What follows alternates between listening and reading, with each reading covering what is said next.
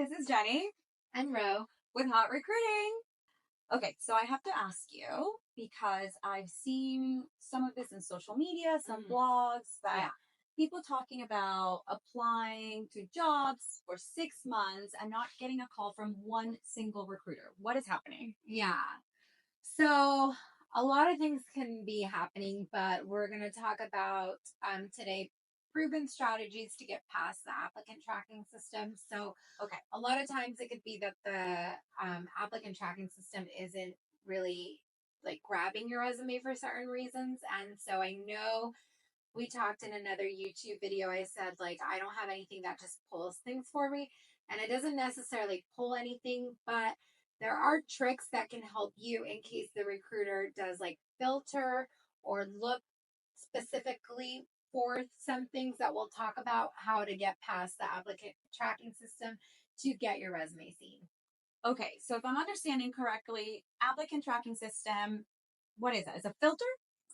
Yeah, so basically it is the platform that recruiters use. So when Okay. you go and you are submitting and applying for a role, you click that submit button. That's where your application travels to. It travels to an applicant tracking system where your application's going to go in there, your resume, everything that you filled out is going to be filtered in there for the recruiter to view. Oh, okay. Well, that seems like an important part of the role, and it could answer why people are not getting a call back. Yeah. So tell me about these tips. What can people do? Yeah. So basically, there's a couple different ways that you can get your resume viewed. So I would make sure that you're using your keywords wisely. Okay. That would be number one. When you are seeing a job description, really great practice is to just have it side by side next to your resume and make sure that some of the phrases within the job description of what the, skills are, what the job will do, that you've previously done it in a role. So make sure that pairs well, or, kind of copy and paste similar wording. And you can use a lot of those AI tools we mentioned in a previous YouTube. So if you haven't seen that, make sure you subscribe, check it out. That will be really helpful for this. I think it was in our very first video. So make sure you take a look at that. We've included some in there that can help you with your resume building. Yeah. That will do that for you. But if you're going to do it yourself, the really great practice is just pairing that resume with the job description to make sure you're seeing those keywords on there. As well as, a recruiter can go in and look filter by previous title. So let's say you're applying for a director of sales role. Make sure that your previous title reflects that. And if it didn't, if you had a similar role, maybe it was a sales manager, but you were doing all of these skills that the director role required, you could change it, or, parentheses, maybe put director of sales, or even I've seen people at the top of their resume put aspiring director of sales, with 15 years of experience, and then, everything else in the bio at the top, because that will pull that specific title. Okay. So if the recruiter's looking by title, they'll be able to see, okay, like show me all the people that currently have a director of sales title in their resume, which is really helpful. But I don't want to say like lie. I think that kind of is an iffy situation. The reason I don't think it's necessarily lying is because when I'm posting a job, let's say if it was a director of sales, but I'm getting, not the candidate I want, it's not matching that title, I may calibrate that posting title. Maybe I change it to sales manager to make my search more broad, or sales leader. So I'm getting more candidates. My candidate pool is bigger. That's not necessarily the title that somebody's going to end up with, but it's my posting title. So that's why I don't really get stuck on the titles. We both worked at startups and then also big companies where you could have somebody that's a director role at a big or at a small startup and they move to a big company and they're no longer, it's the same role, but it's a different title. Completely different titles. So, yeah, and same job. Yeah. But yeah. So yeah, it's just making sure that you're including the words, that you're paying attention to what the job description says, to what they're asking for, and just include them there so that you stand out. Yes. Okay. I like that one. Again, doable. I know what you're thinking because it's a lot of work to do your resume. So not only do you have to add all of your skills, but now you have to think about the work that you're putting in them. But again, part of the process is going to help you stand out. Yes. What else? What else do we have? I would say number 2 is avoid fancy formatting. So I know we have our lovely marketing people that love to showcase all their brilliance and creativity, which I love. I'm not saying don't, it's always fun when I get a pop of color or something and I'm going through a resume that brightens up my day. So I'm not saying steer away from that. I'm just saying make sure that you have a formatting in there that's, like don't be including tables and graphics and unusual fonts. Keep it when we're talking about the text more simple, so that the applicant tracking system can recognize what you're actually trying to include and filter that over. If the recruiter is using keywords or filtering their search. Canva people, mom people, I see you. Do less is what you're saying. Yeah. Do less. But still be you. Yeah, but still be you. Yeah. Be less. Do you. No, be less. No. Do less. Be you. Do less, but be you. Okay. Yeah, be you. Just make sure that your resume, the text is reflecting your work, and that's what the most important part that the recruiter needs to see. Yes. Okay. That's great. I love it. Yeah. And I think we have a few more. What else do you have for me? I would say another top one, number 3, would be use standard headings. Make sure that you're, including skills, work experience, education in your resume on those headings. Again, that's kind of a little bit goes in line with the formatting, making sure that it's very clear. So, again, if they are searching through for even address, like location, things that it will pick up from your resume, phone number, that those are very clear. So it knows where to place it in case the recruiter, sometimes I mentioned I get 700 applicants. Sometimes I do need to look just by title, to be able to start looking through resumes. Otherwise, I get so overwhelmed thinking of going through 700 resumes. So just make sure those headings are very clear. Okay. And the headings, it's when we're looking at the resume, we're going side by side, we're looking at the job description. What should the headings be matching? Because I know we have some crazy requirements in some of the roles that have to be met. Yeah, it's that how important of a role is that? Like, yeah, so that's very important, making sure that the requirements, when you're looking at a job description, I think sometimes people's resume doesn't get picked up because it's not matching those requirements. If it says you need to have, 5 to 8 years experience, make sure your resume says that, because I've hired people in the past in my career. This was early on in my career that I didn't realize was very important. Lesson learned. In the job description, the hiring manager wanted to make sure that they had a master's, and the person that we ended up selecting did not have this. And I had a really hard time getting it approved through HR. I think it ultimately did not get approved because if you have a required skill on there and that's what you put out there, that person has to match that, and you cannot hire somebody that does not match the required skills. Okay. So that's very key and important. If there's a specific education, certain level of experience, anything that says there's usually skills and then there's usually required skills, make sure that matches on your resume and that it's true.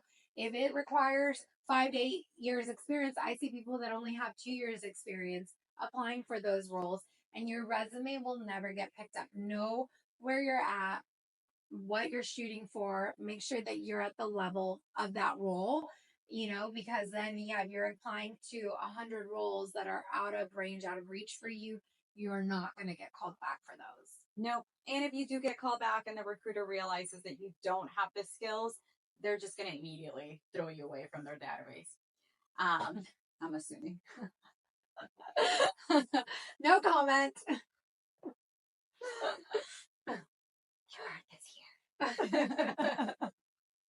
No, that's the nice thing of an applicant tracking system, I will say though, is that your resume will forever live in there. So I've had, times where a job reopens and I can move all the applicants that applied for that same role to that new one.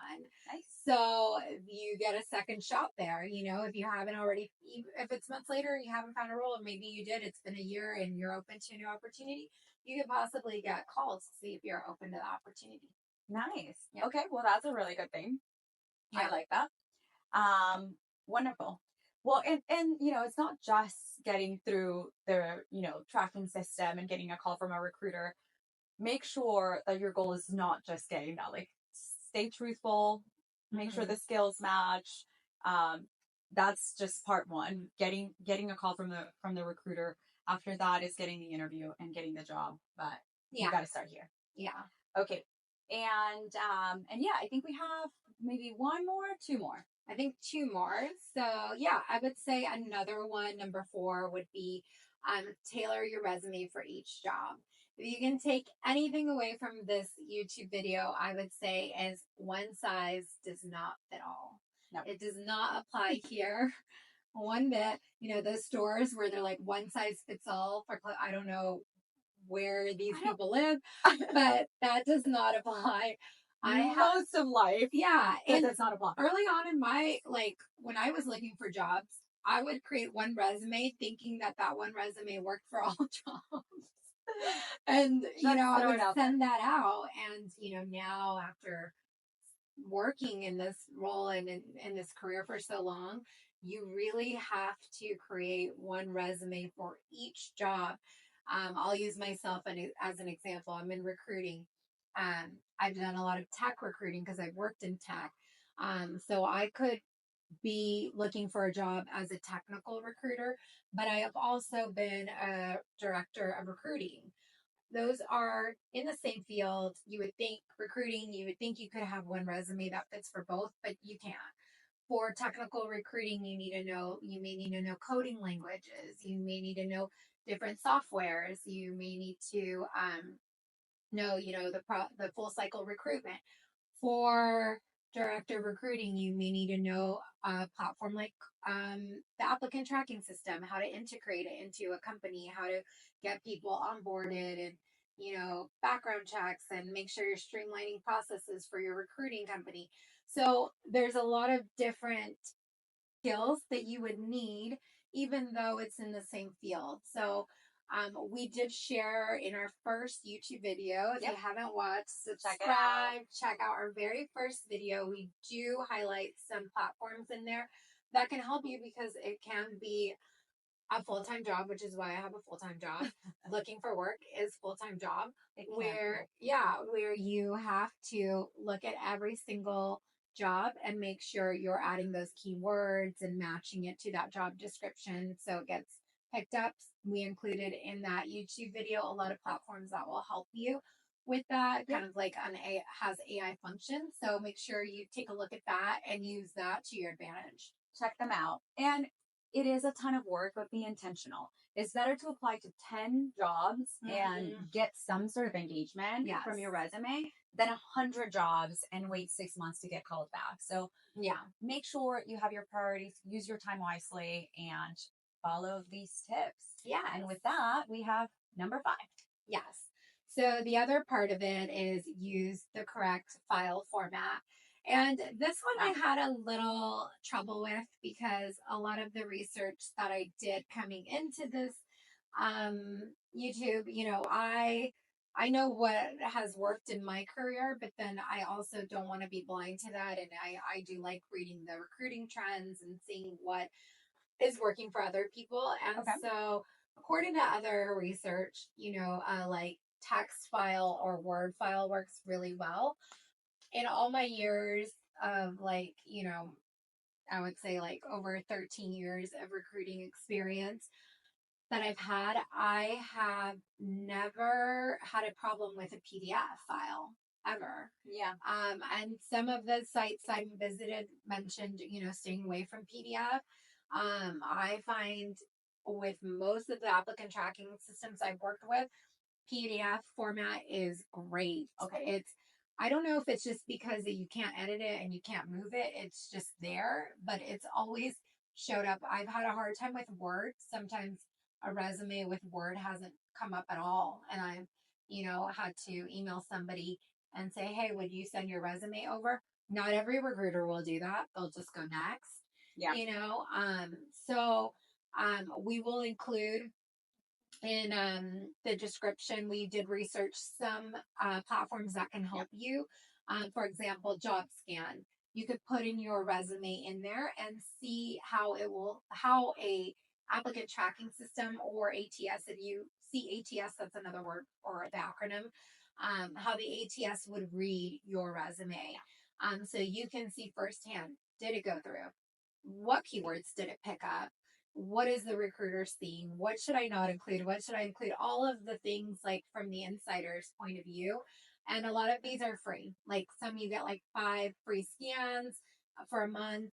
If you want extra features, you have to pay for them. But it's a great tool for you to be able to see what's showing up in case you're having a difficult time. Like Jenny mentioned, some people, not getting called back in 6 months. Definitely there may be something wrong there that's not being done correctly with the resume. I can say for myself that a Word document has never looked the same every time I open it. That is just my experience. Yeah. Like I'll open it here and it's completely different than if I open it like even in the same computer just 10 minutes later. Yeah. I don't know what it is. But yeah, Yeah. that's just our tip to you. Yes. Great. Well, thank you. And yeah, just remember, make sure that you're using the keywords, make sure that you're formatting headlines, using the right format. And what was our last one? Tailor the resume. Tailor the one and most important. Tailor the resume for the job that you're applying for each specific job that you're applying for. Yeah, and if you stuck around to the end, kudos to you because you get some bonus tips. So bonus tips, I would make sure that you're also including hard skills listed in bullet points and make sure that your resume is clean. The applicant tracking system loves the clean, scannable text. And even a more bonus one, just from my personal experience, I would say is make sure you're applying at nighttime because the recruiter does have the option to look at the resumes from the, who first applied to the resume. Let's say they posted it here in October and we are in October, right? Yeah. So let's say they start looking from let's say October 1st, but somebody applied October 12th. They're usually getting who last applied unless they're doing the descending ascending order filter. And so if you applied last night or it's a Sunday night, you applied at night on Sunday, the recruiter's coming in Monday morning to look at those applications, you're going to be seen in the very top. If, they haven't switched that when they jumped on. So that's a good tip. That's apply at nighttime. Great extra bonus. Yeah. Well, that is great news for me because nighttime is probably the only time I will have to apply anywhere. So yeah, that's great for me. Thank you. Yeah. Well, thank you guys. I hope these tips have helped you and we can't wait to bring more hot recruiting tips for you. Yeah. Subscribe, like, subscribe. Bye. Bye.